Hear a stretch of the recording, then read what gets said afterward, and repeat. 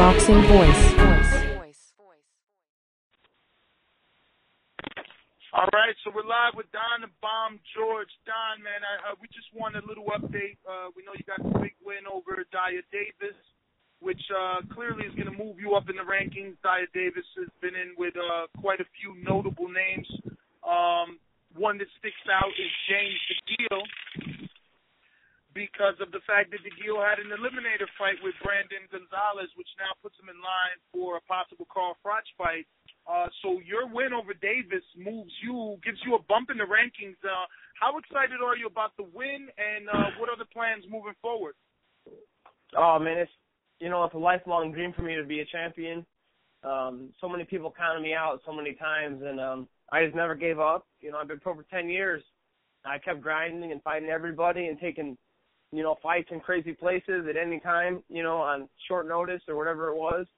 And I feel like I deserve it, and I finally got a belt now, and now everybody wants to fight me. So it's a great feeling. I know there's a lot of big fights out there to be made, and I'm willing to take one of them. I can't wait. Now you're saying everybody wants to fight you, so people have been calling you out already? A lot of people from Montreal have been contacting me on my social medias and telling me to come and fight Pasquale in December. Or no, Bute, I'm sorry. Bute in December. He needs an opponent, and it's a big fight, and I got a lot of fans out there because of when I fought Adonis Stevenson. So, I mean, there's been a lot of calls coming in, and we're just going to wait and see our options, and we're definitely going to jump on a fight. I don't feel like being on the shelf. I want to fight right away. As soon as I get this cast off my hand, I'll be right back in training. Now, when it comes to Bute, right, at the moment he's in talks with Freddie Roach to be trained by Roach, but there's going to be some speed bumps in that actually happening simply because Roach is headed to the Philippines. He's got to train Pacquiao for Algeria. We got Miguel Cotto that has a return date for November. So maybe the merger of a Roach-Bute doesn't happen. If that happens to be the case, do you jump on that fight sooner instead of allowing him to have time with Freddie Roach to basically work on things? This is not a shot at Freddie Roach at all. I got a lot of respect for the man.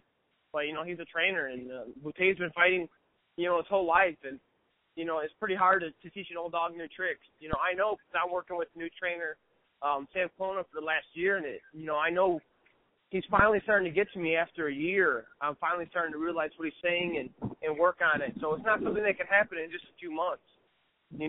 I've been fighting since I was 4 years old. So I got a guy telling me what to do, and it's like learning Spanish for me. Like, I don't get it. But after it's just continuously drilled into my head, I finally understand it now. But that took a year, so I'm not really worried about him working with somebody for a few months. It don't matter. And Bute's not the only guy on my radar.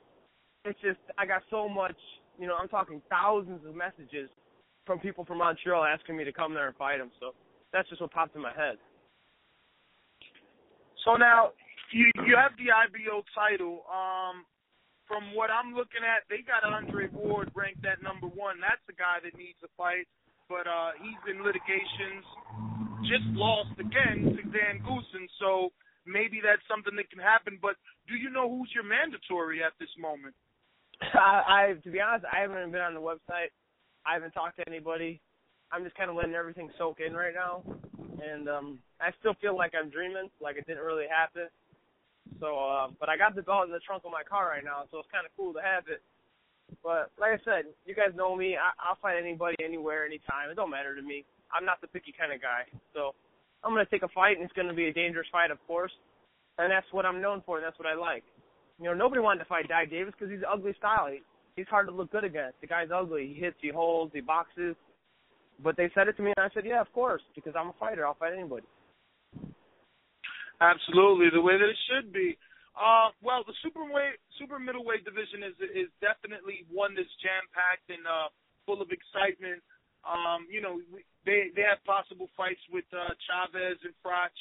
A couple of months ago, there was talks of a possible Gennady Golovkin moving up to fight Froch. But like I said, James DeGill is there, George Groves is there, Jay Leon Love, who fights August 30th, is there. Which one of these guys is looking like tonight's dinner for you? I'm willing to take inside of the dotted line against any of those guys. I know that they're world-class fighters and they're very, very good, and I just want to prove my worth. For many, many years, it's like I've been stuck in a quicksand, like in cement. I haven't been getting better. I wasn't improving.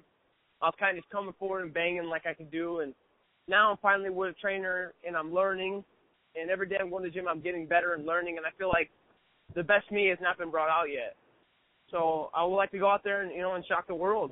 I don't mind being an underdog. I don't mind going to somebody's hometown. With me is I don't give a shit. Let's just go fight. Now, you're a guy with tons of experience. You've been in with numerous names. You said you made some changes, and things are you're starting to see the progression in those changes and the benefit from those changes. What would you say is different from Donovan today versus Donovan, I guess, that faced maybe an Edwin Rodriguez a few years back? Before, I didn't really care. I still don't really care if I get hit, but I don't got a mark on my face right now. I kept my hands up. Before, I used to keep my arms down and kind of just run into you and be like, okay, you hit me and I hit you. But now instead, I'm using my head a little more and my athleticism, and I'm not taking any punishment. I didn't get hurt one time in this fight. I didn't get hit one hard shot in this fight, and I don't have a mark on my face. The only thing that's wrong, I broke my hand in the second round. But that's boxing. So it's nice not to be in the hospital right after a fight, I got to say. And if I could just keep getting better and keep learning, it does not mean I'm not going to be a fan-friendly style, because I'm going to go in there, I'm going to bang. But I'm just not getting hit as much, and I'm being a little more conscious about, what punches I throw. Well, all right. So talk to me a little about the conditioning. Since you changed trainers, did that come a package deal with a strength and conditioning coach, or did you bring on your previous strength and conditioning coach? Do you even use one? I mean, let us know a little bit about. I don't use a strength conditioning coach at all. My trainer is very old school. He said, Don, your strength and conditioning is your road work. And I was running anywhere from 8 to 12 miles a day. I really put the road work in, and it paid off, and we're doing sprints twice a week. And just a lot of stuff like sit-ups and push-ups, just like the stuff that like Sugar Ray used to do and all these old great trainers used to tell their fighters to do. So we don't have a strength coach with no bands or kettlebells, none of that fancy stuff. We do it old school around here, and it's paying off. So I don't have none of that at all. Well, paying homage to the golden era, for the legends and greats of yesteryear, it can definitely work for you. Well, Don, we just wanted to get an update. I'm glad that I called, because now I know this little Bute news, which would make for some great headlines. We wish you the best. If you have any social media that you want to give out at this time, so that we can include it in the article, audio, for our viewers, listeners, and readers, do so. I'm just on Twitter at Donovan George with a DA. Facebook, Instagram, the whole 9 yards, whatever. I write everybody back on Twitter, so if you write me, I will write you back. I try to write every single fan back, and I appreciate the overwhelming support I've gotten. Thanks for having me on the show, guys. I love you guys. I got a lot of respect for you. All right, well, thank you, Don, and we'll be in touch about every 3 weeks. All right, sounds good, buddy. Talk soon. All right.